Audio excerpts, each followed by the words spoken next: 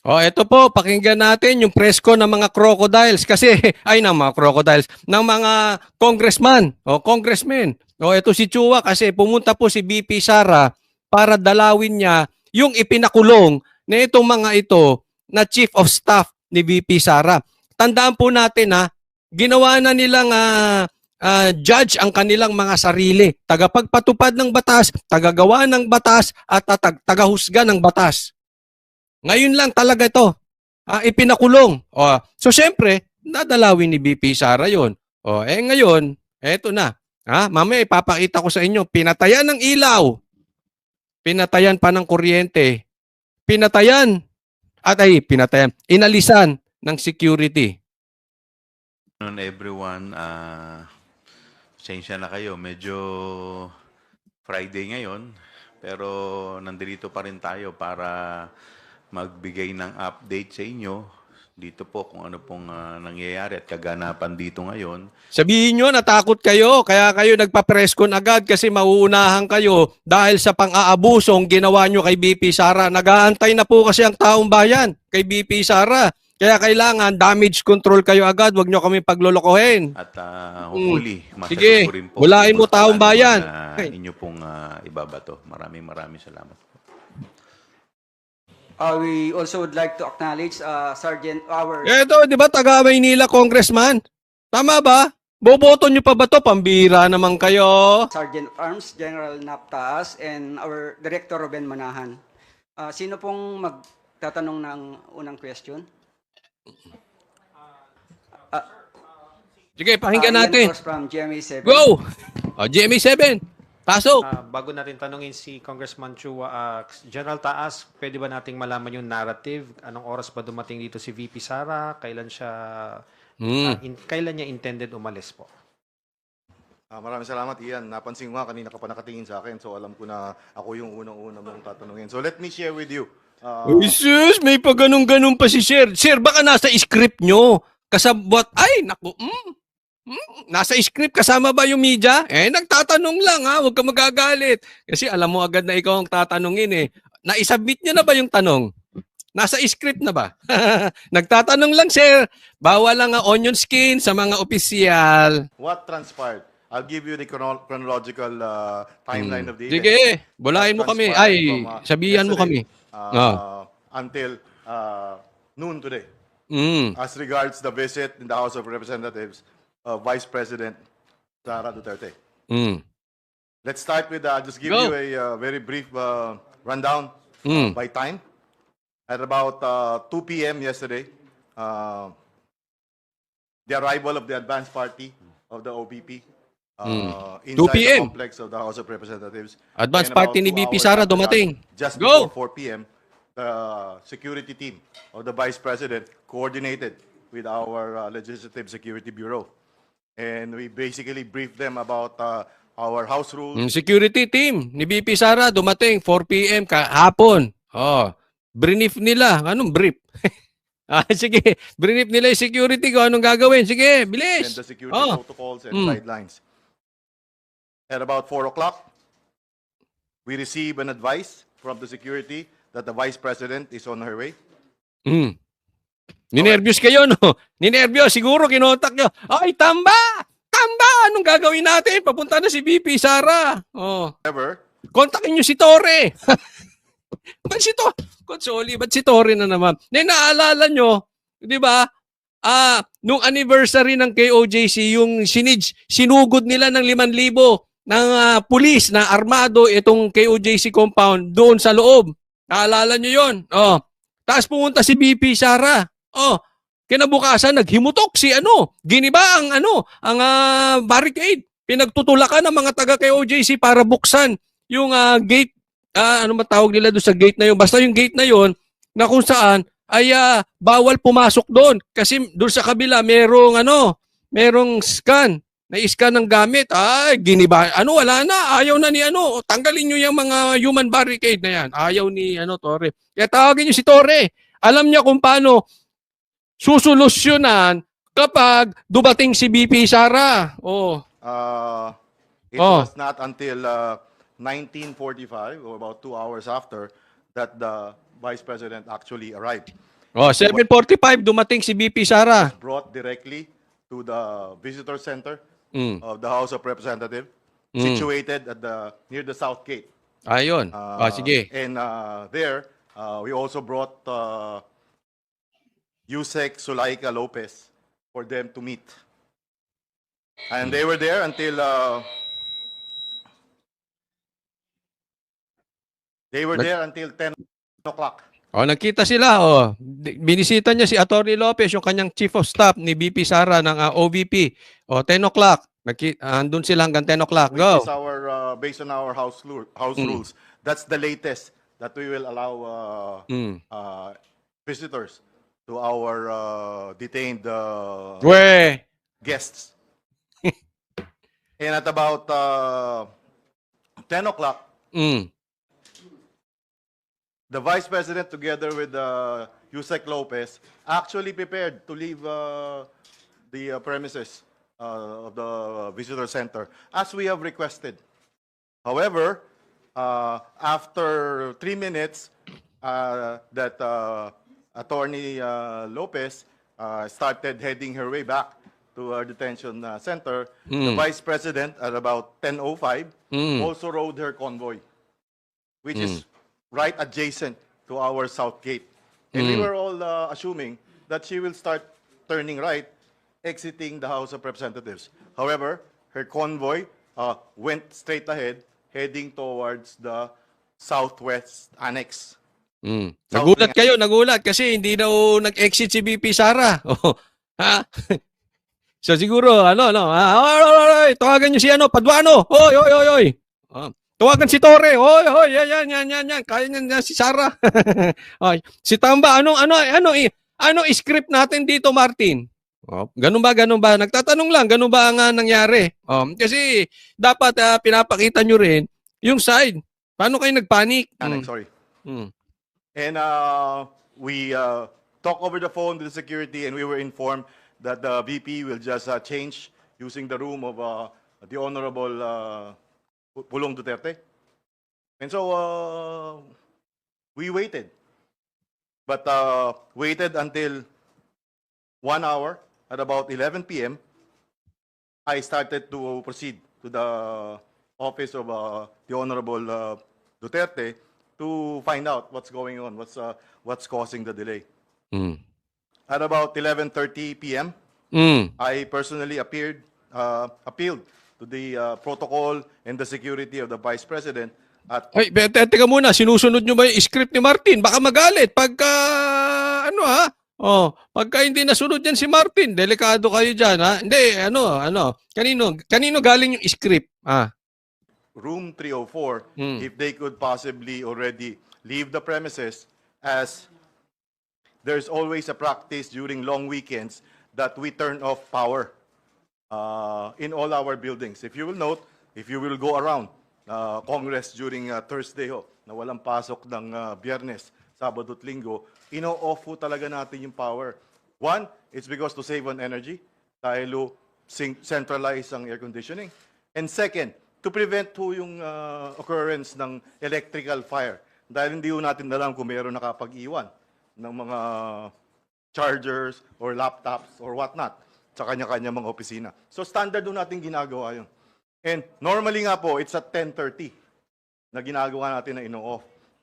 In the case last night, in deference to the Vice President, inabot po tayo ng 12:30 bago natin talagang in-off na. Ito. Pabigyan ko ng Kasi ang punto nila, nagpapalakas sa taong bayan. Ganun kasimple. Kasi sabi niya, para makatipid tayo ng kuryente. Wow! Naniniwala ba ang taong bayan sa mga sinasabi nyo na kayo ay concerned sa pagtitipid at saka doon sa safety? Kaya daw pinatayan nila ng ilaw, ito kasi centralized. O edi bigyan nyo man lang ng ilaw si VP Sara. Vice President po yun. Hindi po sinasabing bigyan po sila ng privilege. Pero tandaan po natin, ngayon lang nangyari sa Pilipinas to, wag tayong maglokohan. Don't tell us na concerned kayo sa kuryente, etc., etc. Kalukuhan yan. Hinanap nyo nga si Pastor Kibuloy, nagpadala kayo ng libo-libong pulis dyan sa KOJC for how many days? Ginastusan niya ng taong bayan. Ginastusan niya ng Pilipinas. Hinahanap nyo isang tao lang. And here we are, Vice President nandiyan dyan. Isang araw, 2 araw, siguro kung maximum. Hindi nyo mabigyan ng ilaw. Kahit wag na yung aircon eh. Di ba? Wag nga tayo maglokohan. Ewan ko. Ako mas tiwala ako kay BP Sara kaysa sa mamang ito at kaysa sa Quadcom. Oh, sige, tanungin ko kayo mga manunob. Do you honestly believe they are concerned about yung gastusin? Yung concert nga ni Marcos, magkano ginagastos dyan? Pambihira kayo.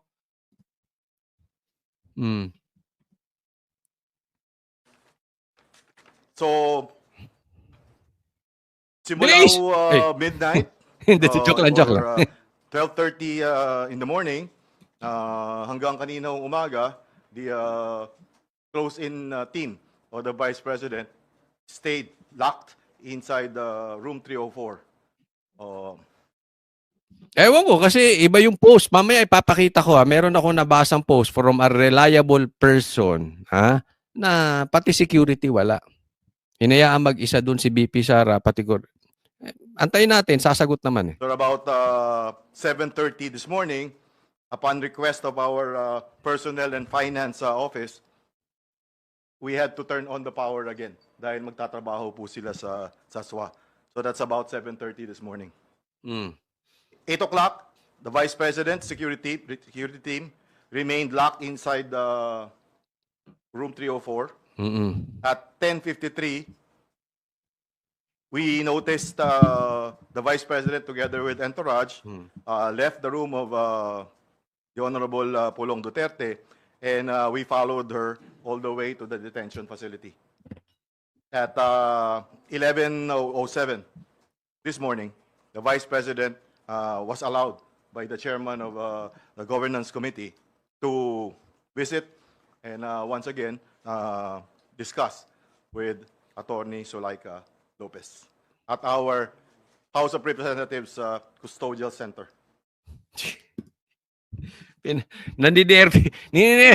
Siguro pag nagdinervyos etong mga ito, isipin mo, kasi alam nila, everybody knows, including yung mga panatiko nila dyan, na talagang sinasamba si Marcos, no? Hindi, wala namang sumasamba diyan kay Tambay.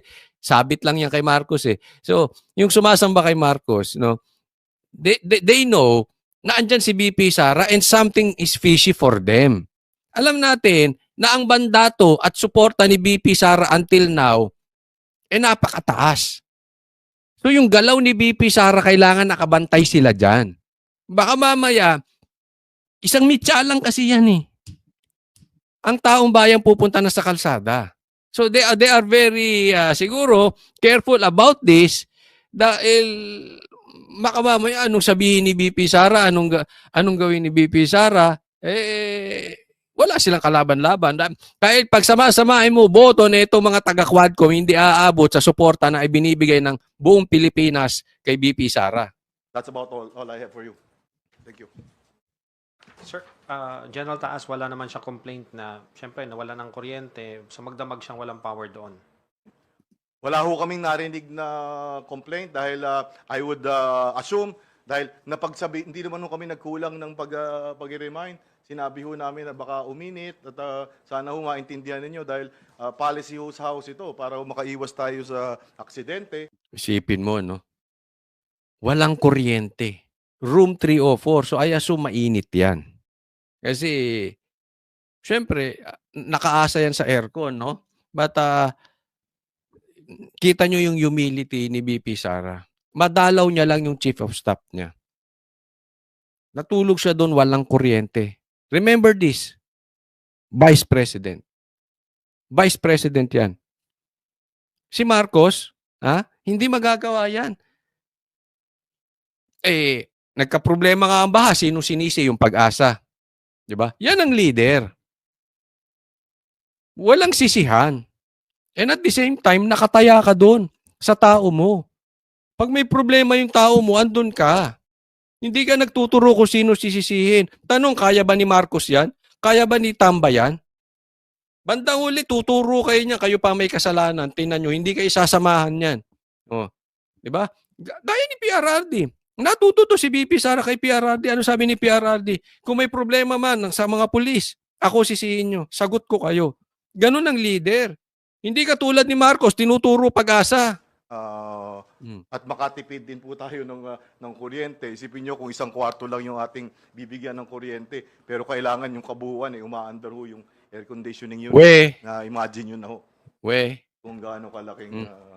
General, dun sa huling pag-uusap nyo, nakita namin kanina, kailan daw po aalis dito si VP? May sabi po ba siya? Ano po bang sentimiento niya? Hindi po namin na napag-usapan yung kailan siya aalis. As far as yung kailan siya aalis, is yun know, yung usapan between us at saka yung security at saka yung protocol. Hindi po tayo nagsasabi kay Vice President noon. However, ang napag-usapan ho namin kanina is hinihintay ko lamang bago ko siya papasukin doon sa detention facility, yun nung approval ng aming butihing chairman na indeed, inaprubahan po yung pagbisita doon sa detention facility. Dahil kung matandaan po ninyo, kahapon ho, hindi yung detention yung pinag-meetingan nila. Doon po tayo sa visitor center dahil strict ho yung mga protocols sa detention center. Kaya ho, mas maganda doon sa kabila. Yun ang pinag-uusapan namin. Sabi ko, baka pwede po na doon tayo sa kabila. Pero minarapat ng ating Vice President na Tito. At inaprubahan naman nating chairman. Last from my end, Sir, Congressman Chua, kayo po, ano po ang sentiments ng komite dito sa nangyayari ngayon dito na pagbisita po ni VP Sara? Well, briefly, bigyan ko muna kayo ng background kung ano po yung mga nangyari. Nagkaroon po ng mga exchanges of correspondence. Nagpadala po sa akin ng sulat, mga letter requests, ang si Attorney Zulaika, ganun din po si Vice President, at saka si Congressman Pulong Duterte. Ang request po ni Attorney... Isipin mo, sumusunod pa sa protocol si BP Sara. Kasamahan yung Congress, sumulat pa sa'yo, hindi basta-basta. Ni Zulaika, una, ay kung po pwede siyang i-allow na pumunta sa kanyang therapy. So, ito po ay sa ating pong correspondence, pinapayagan po natin siya provided ibibigay po niya yung oras, yung lugar, at saka i-escortan po siya ng ating Sergeant at Arms, tao ng Sergeant at Arms. Pangalawa, sumulat po sa atin si Vice... Ito ang problema dito. Ang busisi, di ba? Pupunta ka lang sa therapy mo kasi meron siyang back problem eh. Di ba? Si Attorney Lopez, no, si Yusek Lopez. Kaya lang, ang problema nito, pwede namang hindi na wala ng ganyang sulat, no? Kasi wala namang nalabag na batas si Yusek. Ikinulong nyo eh. Di ba? Tapos gusto nyo, eksakto yung pagpapakulong nyo pa. Weekend. Alam nyo walang tao. Para hindi madadalaw. Yan yung punto dyan eh. Talagang gusto nyo harasin si BP Sara. Talagang kayo'y nang aasar. Huwag naman na tayong maglokohan dito. Di ba? President, kung po pwede, na mag-stay siya kasama si Attorney Zulaika for the duration ng kanyang detention. Ito po ay hindi natin inalaw. Dahil unang-una, hindi naman po siya part ng naikukulong. So, pero sumulat uli siya, humingi siya ng permiso kung po pwede na mabisita niya si Attorney Zulaika. At yan yung sinasabi ko, no? Isipin mo, Vice President. Tanong ko sa'yo, diretsahan na tayo. Tanong ko sa'yo at sa mga nanonood. Kung sakaling mangyari yung sa sitwasyon ni Marcos, sa tingin mo, pupunta dyan si Marcos o si Tamba at para samahan yung kanyang Chief of Staff for the duration na kung siya'y nakakontempt o nakakulong. That shows how leadership. Ganyan po ang leadership tatak Duterte. Yan po ang leadership ni BP Sara. Sasamahan niya. The duration habang nakakulong. Diba? Takot kayo sabihin ninyo. Kasi pagka ikulong nyo na si BP Sara. Sige na. Diba? Ikulong nyo na. Kasi ang taong bayan naiinis na rin eh. Alam nyo yan. Naiinis na ang taong bayan. Hindi nyo makulong si BP Sara kasi yun ang posibleng mag-ignite. Di ba? Kaya hindi nyo siya magalaw-galaw. Ang gagalawin niya, yung ano. Ba't hindi nyo ipinakontempt si PRRD? At yun naman po ay pinayagan naman po natin.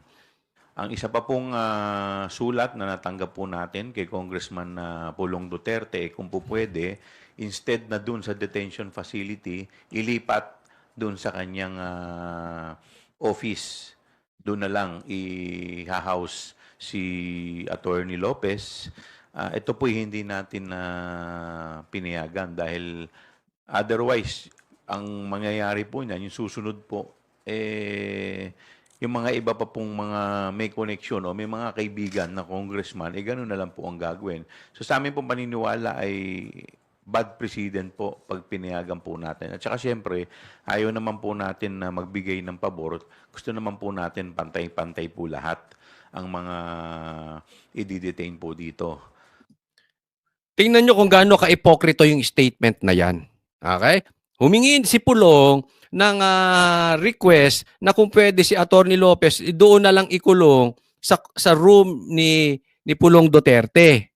Okay? Hindi nila pinayagan kasi baka mamaya daw yung mga susunod na congressman gayahin na pag may kaibigan, doon na lang sa kwarto nila. Para sa kanya kasi dapat pantay-pantay. No? Walang pinapanigan.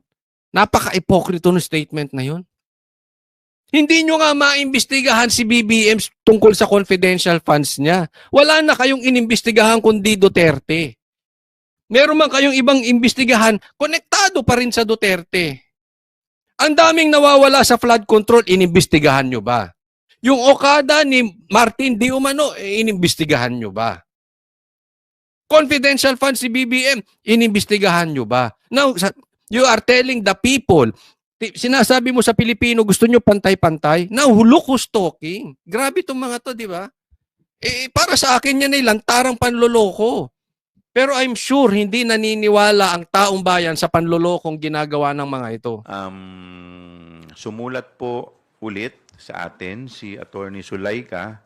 May mga 5 po siyang concessions na hinihingi. Una, na mabigyan siya ng companion para masamahan siya sa kanyang pag-i-stay.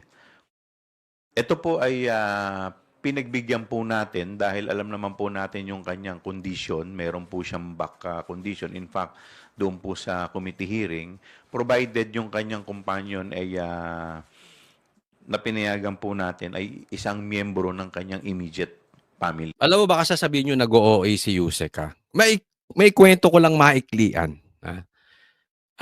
Kasi nangyari po sa akin yan, nagkaroon ako ng back problem, sciatica. And ano yung pain yan? Grabe. Kasi merong pain na saglitan lang eh. Yung back problem, ang pain yan dire-diretso. Nasubukan ko yan, pasulput-sulput po yan. Ang the latest na nagkaroon ako ng problem na huling sulput, it took me 6 months for at least makalakad ng diretso. Kuba po ako dyan, even pagtulog. That is very painful. I know what I'm saying. Kaya naiintindihan ko siya eh. Dapat yan, makatulog ka ng komportable. Even nga doon sa napakagandang foam or naka-aircon, hirap ka pang matulog. All the more kung hindi doon sa lugar mo na hindi natin alam kung ano yung kanyang hinihigaan. Kailangan kasi may mga special pillows. Mahirap po yan. Hindi po yan ka-OA yan. Mahirap po yan.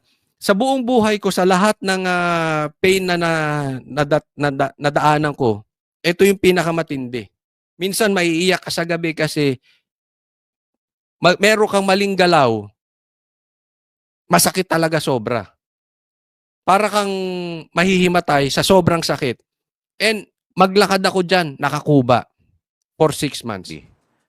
Ang pangalawang concession na hinihingi po niya ay mabigyan siya ng daily visit ng kanyang personal physician para ma-check yung kanyang health status. At ito naman po ay ating pinagbigyan na payagan siya provided na makipag-coordinate sa ating Sergeant at Arms, sa opisina ng Sergeant at Arms at sumunod sa mga guidelines. Pangatlo po, humingi po siya ng permiso para regularly na magkaroon ng rehabilitation session sa kanyang frozen shoulder. Ang abala niyan, inabalan nyo kasi yung tao eh. Alam mo, ang OA nung pagkakakontempt, ang OA. Hino-stage nyo para lumutang si BP Sara. O ayan, lumutang. Wala naman kayong magawa. Then, ikulong nyo na si BP Sara. Ikulong nyo na rin. So ito po pinayagan po natin provided na yung time, yung place at saka siya ay bibigyan ng escort ng ating Sergeant at Arms. Pangatlo, humihingi siya ng security personnel na po pwede na may designate. So ito po pumayag tayo subject to the condition na tayo yung security po natin dito sa house ang ibibigay po natin. At ang ikalima po, nabigyan siya ng permiso na yung staff at saka council niya, bisitahin siya sa Sunday dahil meron daw in preparation for the Monday's hearing. At ito naman po pinayagan natin, subject sa guidelines ng OSA at binigyan natin siya ng oras from 1 to 7 p.m. So, yun po. So, halos, kung makikita naman po ninyo, halos lahat naman po ng hiningi nila na concessions ay binigay natin subject to certain conditions. Except si BP Sara, ayaw nyo dyan. Grabe talaga takot na itong mga taon to kay BP Sara. No? Sa bagay, ilan lang boto nyo. Eh. Alam nyo maraming nakasuporta kay BP Sara. Eh.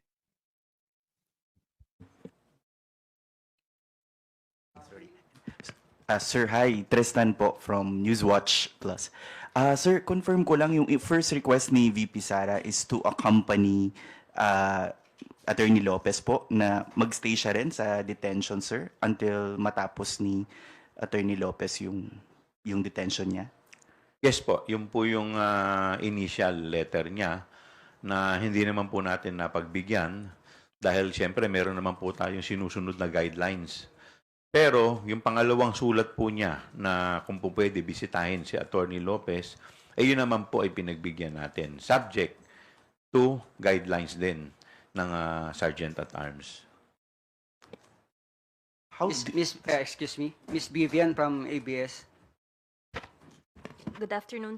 Sir, so hindi po pinayagan si Vice President Duterte na magstay dun sa detention facility, pero outside the detention facility, pero within the Batasan compound, allowed po ba si VP po mag-spend, for example, ng weekend doon? What do you mean? For Ang example, request po kasi niya is samahan si Attorney Zulaika sa loob ng detention. Hindi naman po natin papayagan kasi hindi naman po siya detainee. At saka sa totoo lang, siyempre medyo high profile po to eh. It will require so much security. Security risk po to dahil pangalawang pangulo po to. I do not know if we have enough security dito para mabantayan ng pangalawang pangulo. Ayan, tingnan mo ha. Ang gusto ni BP Sara, samahan etong si Attorney Lopez, si Yusek Lopez dito sa loob ng kulungan ng kung saan siya pinag-i-stay, no? Ang rason nila about security kasi siyempre pangalawang pangulo 'yan. No, 'di ba? Alam mo masasagot ko diyan, nakapaglagay kayo ng napakadaming pulis diyan sa Davao. 5,000 for how many days pinapakain ninyo? Hinahanap nyo lang isang tao. Huwag nyo kaming bigyan ng mga excuses nyo na magastos, security risk. Nagawa nyo yun eh. Alam mo, isa lang masasabi ko sa inyo, mga ipokrito kayo, na kung gusto, may paraan. Kung ayaw, ang daming dahilan. Oh, 'di ba? Tapos pangalawa, sinasabi nyo na hindi naman siya nakakulong. So bakit niya pasasama? Hindi ikulong nyo na rin. Total, ganyan naman ang gusto nyong gawin eh. Gipitin ng Duterte, sagarin nyo na. Ang sabihin nyo, hindi nyo kaya silang i-contempt kasi magagalit ang taong bayan. Oh, sige na. Huwag nyo na pagtagalin. Paratingin nyo na rin ICC, pahuli nyo si PRRD because people are waiting. Kasi I understand last night doon siya nagstay sa office ni Representative Duterte. So, pwede po ba siya doon magstay for the night? Oo.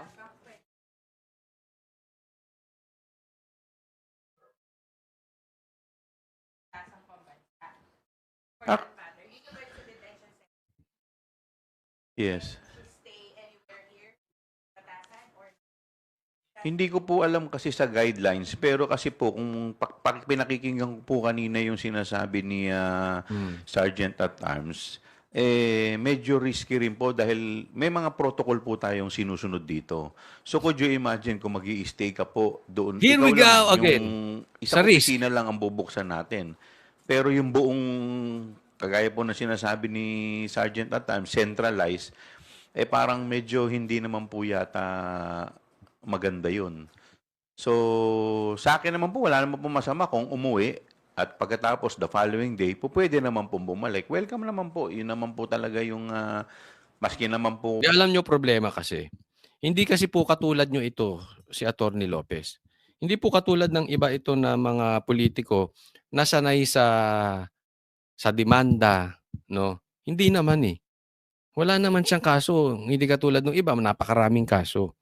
Tapos, syempre, normal yan. Isipin ninyo, sa isang taong normal, tapos bigla kang i-contempt, during the weekend, nakakatakot yan for her. Na alam naman natin na ginigipit ang Duterte. Kaya nga siya binanatan because of the Dutertes eh. So, syempre, babae yan, unawain ninyo. Diba? Hindi po pwede. Sabi mo, uwi ka na, balik ka bukas. Paano sa gabi? Ano mangyari kung gahasain yan? Hindi ko po kayo pinagbibintangan. Pero, tingnan nyo rin, ilagay nyo rin yung sarili nyo sa kanya. Hindi sana yung tao sa ganyan eh. Walang nagawang krimen eh. Kung hindi magtrabaho lang sa OVP, tas biglang ganyan. Siyempre, natural, takot yan. Hindi po sa pinagbibintangan kayo na meron kayong gagawing kasalanan o hindi sa ayon ng security. Pero siyempre, intindihin nyo rin yan. O yung mga lawyers ni VP, i-allow din po natin sa mga ganong klaseng arrangement. So, until what time po pwede Representative Chua or Sergeant Sir Taas, kung hanggang anong oras po pwede si VP Duterte dito today? And sa weekends po, ano yung schedule ng visit na ipapayagan po natin? Hindi lang po kay ating pangalawang Pangulo. Sa lahat po ng bibisita sa ating mga nakadetain, ang policy po natin is pag merong session, inaalaw ho natin hanggang alas 7 ng gabi. Dahil, obviously, marami hong tao from Monday to Wednesday. However, pag po Thursday hanggang weekend, subject po sa approval ng committee na may hold po dun sa ano. So, pwede ho ating i-allow hanggang 7 din ng gabi. Dahil anything beyond that, overtime na nga po, tama po si Chairman Chua, napakarami yung security yung kailangan nating i-devote doon sa isang bisita lamang. Excuses nyo. Ako po, simple lang po ang opinion ko po dito. Sana naman po yung respeto po at yung leniency na binibigay po natin sa ating Vice President, suklian din naman po niya ng respeto sa atin. Sabi niya, respetong binibigay nila kay VP Sara at saka yung luwag nila na binibigay kay VP Sara ay sana naman ibigay din sa inyo. Excuse me po. Again, wag kami. Wag niyong lokohin ng taong bayan. Ha? Hindi niyo nirerespeto si VP Sara. Confidential funds nga tapos ginaganyan nyo. Meron ba kayong ibang inimbestigahan kung hindi kay VP Sara? Tapos you are telling us na nirerespeto nyo si VP Sara? Na maluwag kayo kay VP Sara? Maluwag kayo kay Marcos. Ang daming anomalya hindi nyo maimbestigahan. Nirerespeto nyo si Tamba. Ang daming anomalya hindi nyo maimbestigahan. Doon kayo may respeto. Doon kayo maluwag. Naglilinis kayo ng kamay sa taong bayan. Hindi po. Hindi nyo nirerespeto si BP Sara. Sa katunayan, binabastos nyo ang mga Duterte. Huwag na tayo maglokohan dito. Yung mga tao po kagaya po ni Sergeant at Arms at yung mga personnel po dito po sa House Rep, ginagawa lamang po yung kanilang trabaho. Hindi, wala kaming issue doon sa gumagawa ng trabaho doon sa security. Hindi po yan ang issue. Ang issue is kayo Quadcom. Kayo dyan, na mga tao ni tropa ni na Kampon, ni Martin. Ang problema nasa sa inyo. Bakit nyo ginaganyan ng Duterte? Mga wala kayong respeto sa mga Duterte. Yan ang totoo. Huwag nyo na isangkalan yung mga tao sa paligid na ginagawa lang nila. Hindi po sila ang sinisisi. Kayo. Kayo. Ang sinisisi ng taong bayan. Huwag nyo na kaming paikot-ikutin. Alinsunod po sa guidelines. So, pag may nangyari naman po, unang-una po, si ating Vice President, high profile po yan. Ito na naman tayo sa high profile. Di pa pabantayan nyo kay Torre. Si Torre ang daming pulis eh. Dalhin nyo yung pulis dyan. Oo. Kaya ni Torre yan. Nagwala nga siya ron eh. O, di ba? Anong ginawa niya ron pagkadalaw ni BP Sara? Pinagtulakan yung mga tao ron. Pambihira kayo. Kung hindi nyo kaya kay Torre kayo humingi ng tulong, maraming pulis yun. Na personality, hindi naman po yung ordinaryong mamamayan. Pag may nangyari po dyan, sagutin din po nila yan. So, sana po, wala naman pong masama na makipagtulungan sa amin. Lahat naman po, as long as within the bounds of law, ay ibibigay naman po namin. Ang hinihiling lang po namin, sana po sumunod lamang po nang sa ganun ay hindi na magkaroon ng ganitong klaseng issue. Respect begets respect. Kaya nga, hindi nyo nirespeto si BP Sara. Ala ka namang respetuhin kayo. Huwag na tayong mag-anuhan dito. We acknowledge Ms. Llanesca.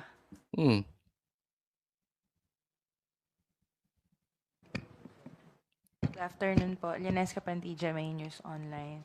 Sir, what would happen if GMA. the Vice President Oh, goes ano to GMA? VP? What would be ano ba yung provided for by the rules of the House? Para sinasabi, sabi ng GMA, sinangkalang yung tanong, ipatupad nyo kung ano yung sinasabi ng batas ng House. When such, in the event that there is a defiance on the part of the Vice President?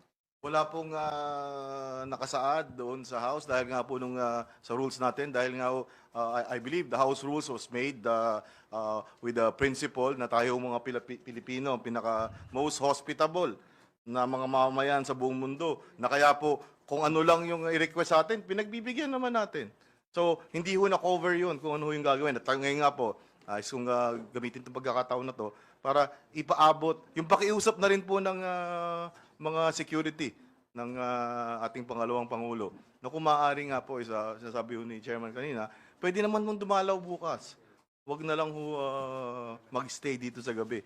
Dahil alam niyo yung gabi, talagang kailangan doblehin. Baka natatakot. Ako nagtatanong lang, baka natatakot kayo sa gabi, magtipon-tipon ng taong bayan sa kalsada. Baka naman.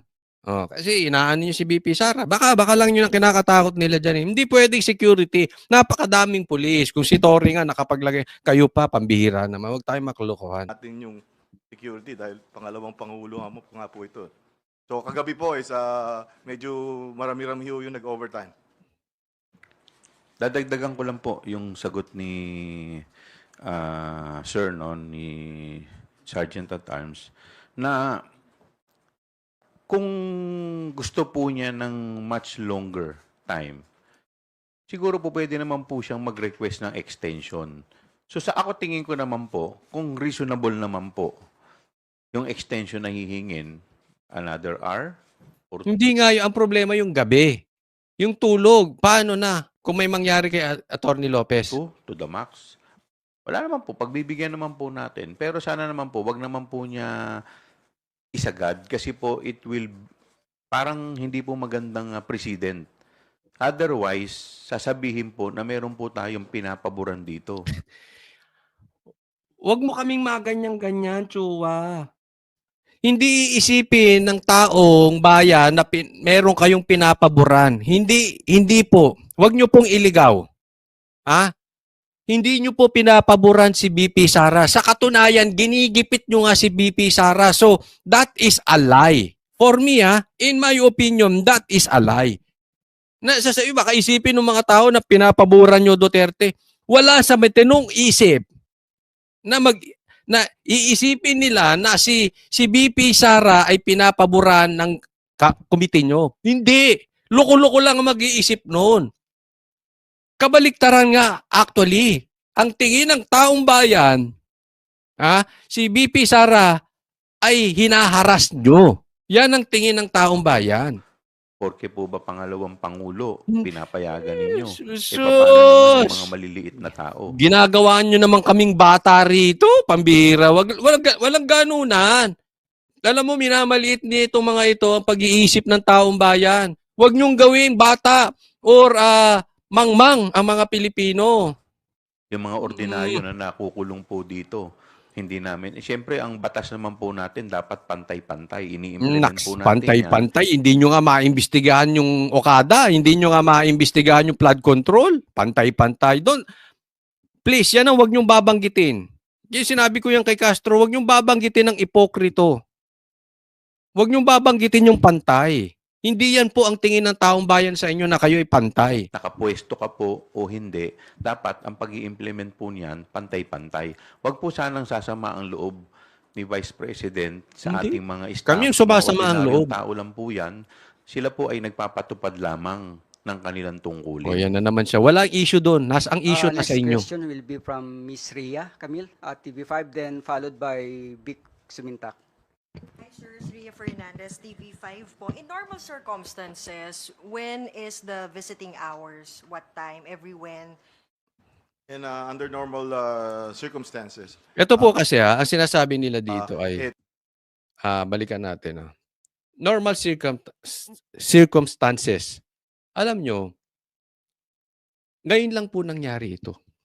Na alin? Na ang dating Pangulo ay pinaharap nyo sa hearing nyo. Ngayon lang din nangyari na ang pangalawang Pangulo, so ang dalawang Duterte, pinahaharap nyo sa hearing nyo. I don't think kung bumaliktad ang mundo, kaya yan humarap ni BBM. Pustahan tayo, hindi niya kayang humarap. Gaya ng pagharap ni PRRD. Anong punto natin? First time to, hindi to normal. So dapat, kung gusto lamang magstay dyan, dapat wag na kayong wag nyo nang palakihin. Hindi magstay, tapos. Don't tell us about security or yung gastos. Yung gastos nga ninyo, napakagastos eh. Yung sa flood control, billion every day. Di umano, yang sa Okada, di umano, yang sa, ang dami, concert, di umano. Wag na natin ganunin. Pagbigyan nyo kasi, this is not normal. Saan kayo nakakita ng Congress? Dalawang Duterte, dalawang mataas na posisyon inimbestigahan. In just a span of 1 month. Saan? Kailang Congress yun? Tell us. Kailan nangyari yun? Na inimbestigahan ng Congress ang dating Pangulo at ang Vice President. Kailan? Kailan nagbukas ng confidential funds? Kailan? That is not normal. Yung konting matutulog dyan, sasamahan niya ang kanyang tao. Ayaw nyo kasing palabasin, Ayaw nyo palabasin na ang mga Duterte, sinasamahan ng kanilang tao because hindi yan kaya ni Martin. Kaya hindi nyo magawa. Naintindihan? So, huwag na natin, tigilan na natin itong mga palusot-palusot na ganito. Meron po ako ipapakita sa inyo, bago natin ituloy. Ito po. Ito po, tingnan nyo. Post po ito ni Trixie sa kanyang Facebook. Sabi niya,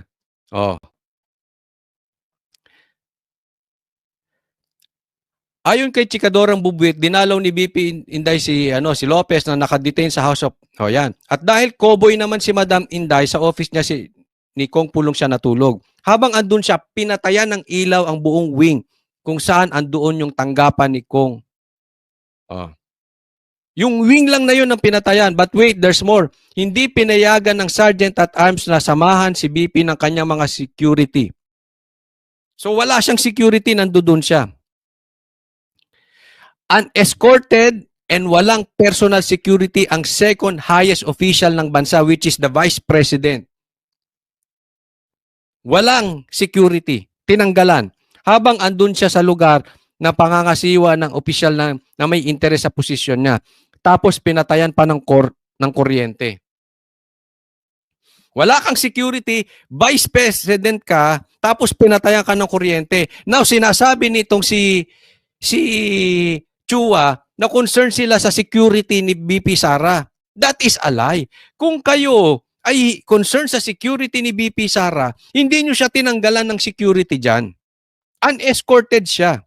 Kung concerned kayo sa kaligtasan ni BP Sara, hindi nyo pinatayan ng ilaw. Kahit man lang ilaw, sabihin nyo wag na kayo magbukas ng kuryente, yung ilaw man lang. Kaya sinungaling yan si Chua eh. 'Di ba? Kung concerned kayo kay BP Sara, sa kaligtasan niya, hindi nyo ginawa yan. Concerned kayo na gipitin si BP Sara, kaya pinatayan nyo ng ilaw. Kaya pinaalis nyo dyan. Concerned kayo kasi baka magalit ang taong bayan. Bakit nandiyan si BP Sara? Ikinulong nyo. Ang concern nyo yung agenda ninyo. Ang concern nyo, gipitin ng mga Duterte. Specifically this time, ang concern ninyo, gipitin si BP Sara. Sabi ni Trixie dito, Attorney Trixie, di naman masyadong halata ng House Alam mo, kung ako tatanungin, naniniwala ako dito kay Attorney Trixie.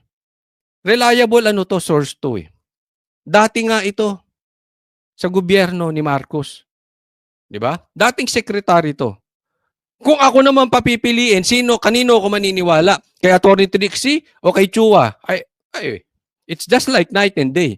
Dito na ako kay Attorney Trixie maniniwala. Hindi, eto ulitin ko, hindi kayo concerned sa security ni BP Sara. Concerned kayo sa ano magiging galaw ng taong bayan. Concerned kayo sa panggigipit sa kanya. Wag na po tayong papaloko. Wag na po tayong papabudol ulit. Grabe na nangyayari sa bansang ito. Patuloy tayong magbantay kasi very crucial this weekend. Etong weekend na ito, posibleng may mangyari. At kung patuloy nagigipitin ang mga Duterte, ngayon, lalong ngayon na si BP Sara, tayo maging handa. Kasi hindi po dapat hinahayaan ng AFP na nagkakaroon ng abusado sa kapangyarihan. Yun lang po ay aking opinion. Pero kung ako tatanungin ninyo, dapat ang AFP ay pinoprotektahan ang taong bayan.